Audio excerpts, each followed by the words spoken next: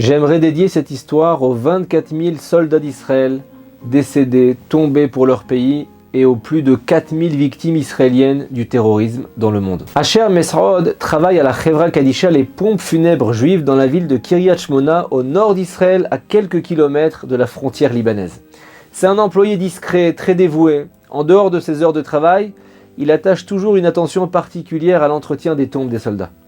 Il considère les soldats comme les remparts du pays de grandes tzadikim.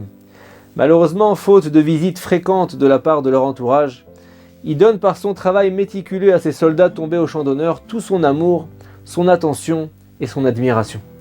Et un jour, alors qu'il s'occupe de préparer une sépulture au cimetière, il se sent pas bien. L'un des employés le voit un peu faible, il court lui apporter un verre d'eau et lui demande « Mesrod, tout va bien ?» Mesrod le remercie pour le verre qu'il vide, il le vide très vite, il s'assoit et il répond à son collègue « Non, je me sens pas bien du tout, je sais pas ce qui m'arrive. » Son collègue n'hésite pas une seconde de plus. Mesrod n'est pas sujet à faire des malaises ou à avoir des coups de mou. Son collègue le prend sous son épaule, il l'installe dans sa voiture et les voilà qui prennent la route à vive allure en direction de la Kupat Cholim, le centre médical duquel est affilié Mesrod. Arrivé au centre médical, le collègue installe Mesrod en salle d'attente et il se rend auprès du secrétariat médical pour expliquer l'urgence de la situation. Le secrétariat prend au sérieux la demande. Mesrod est pris en charge par un médecin. À peine entré dans le cabinet, la consultation n'a pas encore commencé que Mesrod commence à chanceler et il s'effondre devant le médecin. Le médecin hurle « Vite, vite, j'ai besoin d'aide !» 2 infirmiers accourent pour allonger le pauvre Mesrod sur le lit médicalisé. Le personnel du centre médical n'arrive pas à réanimer Mesrod. Le médecin est désespéré, il appelle rapidement une ambulance et pendant ce temps-là, son collègue est affolé. Il passe un coup de fil à l'épouse de Mesrod pour l'informer de la situation et du transfert de son mari. Mesrod est rapidement pris en charge par les urgences de l'hôpital, mais les ambulanciers ont prévenu qu'il n'y a pas sans doute grand-chose à faire. Et effectivement, on sent pratiquement plus le pouls de Mesrod, il a été frappé par une crise cardiaque. Un médecin arrive pour regarder les constantes du patient et il pense dans sa tête « Pauvre homme, je ne vais pas tarder à constater le décès ». Et effectivement, à ce moment-là, après une énième tentative de réanimation avec le défibrillateur et environ 40 minutes d'inconscience totale, Mesrod tousse, il revient à lui, c'est un miracle.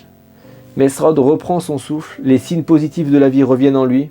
Le médecin prend immédiatement des nouvelles de son patient miraculé, les indicateurs sont excellents. Mesrod s'exclame « Merci docteur ». Mais surtout merci aux soldats, merci à ces tzadikim, je leur dois la vie. Le médecin comprend que son patient est encore sous le choc. Et il lui dit « Monsieur, je m'apprêtais à considérer votre mort cérébrale, vous revenez de très très loin. » Mesrod rigole, il lui dit « Ah oui docteur, de très loin, de l'au-delà, et heureusement que mes anges gardiens étaient présents. » Le docteur l'ausculte, Mesrod va tout à fait bien. Il le trouve pas très lucide avec ses histoires un peu mystiques, il veut vérifier qu'une zone cérébrale n'a pas été touchée, mais tous les indicateurs sont au beau fixe. Le docteur dit à Mesrod « Que voulez-vous dire monsieur Mesrod avec ces soldats et ces anges, je ne comprends pas. » Et là Mesrod s'éclaire la voix et il parle posément. Je vais vous raconter, docteur. J'ai vu ce qui doit être mon âme partir de mon corps quelques instants après être entré dans le centre de soins. Je me souviens clairement avoir vu les infirmiers allonger mon corps inanimé sur le lit médicalisé, essayer de me réanimer. Puis l'arrivée des ambulanciers, mon admission à l'hôpital, service de réanimation. Et là le médecin est stupéfait, il dit « Mais c'est incroyable, il semblerait que vous ayez vécu une EMI, une expérience de mort imminente. Vous avez vu d'autres choses à part ça ?» Et Mesrod dit à partir de ce moment-là, oui, mais pas de la même façon. Je me suis senti comme aspiré par une force irrésistible dans une autre dimension, et je suis arrivé dans ce qui me semble être le Bet Din Shel Marla, le tribunal céleste, et une voix d'un ton indescriptible m'explique que j'ai fini mon temps sur terre, je suis mort. Et là je suis affligé par la nouvelle, je veux supplier qu'on me renvoie dans le monde, je veux expliquer que j'ai encore des choses à faire, je pense à mon épouse, à mes enfants, à mon travail, je pense aussi à vous docteur, je vous vois triste. Je suis pas encore prêt à quitter ce monde, j'arrive pas à parler. J'ai toutes ces idées bien présentes dans mon esprit, mais impossible de les faire sortir, impossible de les exprimer. Et là, je suis réduit au silence. C'est fini. Je ressens une énorme frustration, une grande tristesse. Et là, à ce moment-là, l'épouse de Mesrod arrive. Donc, il a fini de raconter son histoire, et elle voit son mari miraculé. Elle remercie le ciel, toute l'équipe médicale. Elle adresse un grand sourire à son mari. Elle s'assied à ses côtés pour l'écouter. Et lui dit « Merci d'être venu aussi vite ma chère épouse, je suis en train de raconter au docteur ce que j'ai vécu pendant mon coma. Alors voilà, je ne peux plus rien faire devant le tribunal céleste, ma vie sur terre a pris fin, et d'un coup, je vois arriver une armée d'anges célestes, habillés de blanc, comme l'uniforme des soldats de la marine. Et lorsque ces anges me voient, ils s'exclament dans une grande joie. Mesrod est arrivé, Mesrod est arrivé. Et là, je ne comprends pas qui sont ces anges. D'où ils me connaissent? Mais je retrouve l'usage de mes mots, mes idées s'expriment enfin et j'arrive à leur expliquer clairement ma situation. Et là, je veux revenir, continuer ma mission sur Terre. Je ne suis pas prêt encore à tout quitter. Les anges m'entendent, ils se transforment en mes avocats auprès du tribunal céleste. Ils demandent un report de mon jugement. Hachem, cet homme est injuste, il a encore tant de bonnes actions à accomplir en bas. Écoute sa requête et par ta grande miséricorde, daigne lui consentir de nombreuses années en vie. Quelques instants plus tard, je suis incapable de dire combien de temps. Tout est tellement différent là-haut. Il y a une voix qui me dit que la requête des anges est acceptée. Et là, je suis soulagé. Je peux retourner dans notre monde, continuer ma vie, mais à une condition. Que je m'abstienne désormais de parler à la synagogue et que je diffuse des informations sur l'importance de ne pas avoir des discussions futiles à la synagogue. J'ai pris sur moi cette condition et on m'a attribué quelques années supplémentaires. Et là me voici de retour parmi vous en pleine forme grâce à Dieu. Grâce à vous aussi, docteur. Et grâce aux anges. Le médecin est scotché par le discours de son patient. Lui qui n'est pourtant pas croyant est bouleversé par les paroles spontanées de ce miraculé qui était pratiquement en état de mort cérébrale. Il y a quoi? Il y a quelques minutes. Son épouse comprend que quelque chose de surnaturel s'est déroulé pour le sauvetage de son mari.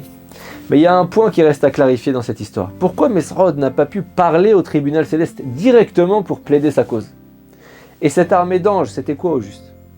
Mesrod va répondre à ces questions et ça donne des frissons. Il dit « J'ai pas pu parler devant le tribunal céleste parce qu'il m'arrive de parler à la synagogue.